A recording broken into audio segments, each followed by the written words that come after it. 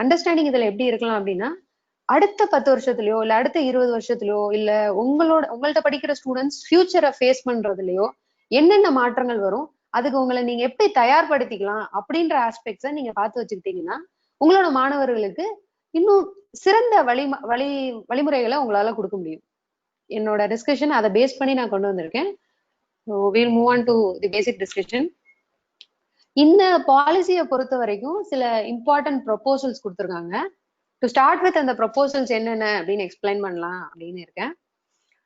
முதல் மாற்றம் என்னன்னா, நம்ம இப்ப இது வரைக்கும் நம்ம படிச்சு வந்த வழி என்னன்னா 10+2, அதாவது 10+2 அப்படின்ற சிஸ்டம்ல நம்ம படிச்சுட்டு வரோம். இப்போ வரைக்குமே அதான் இருக்கு. நீங்களும் அதுலதான் படிச்சிருப்பீங்க.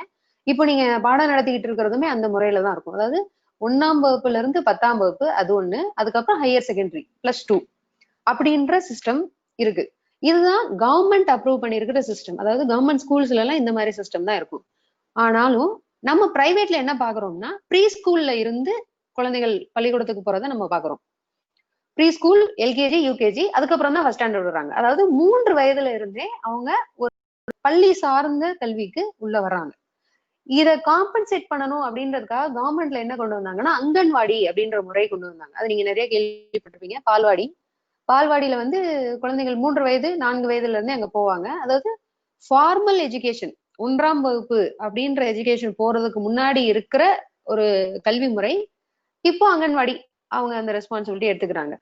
ஆனா இந்த பாலிசி என்ன சொல்லுதுன்னா, இப்போ பிரைவேட்ல படிக்க வைக்கிற மாதிரி, அதாவது ப்ரீ ஸ்கூல், எல்கேஜி, யூகேஜி அந்த முறையில படிக்க வைக்கிற மாதிரி எல்லாரையும் படிக்க வைக்கணும் அப்படின்றதுக்காக கவர்மெண்டே இந்த சிஸ்டம் கொண்டு வராங்க. அதான் 5+3+3+4.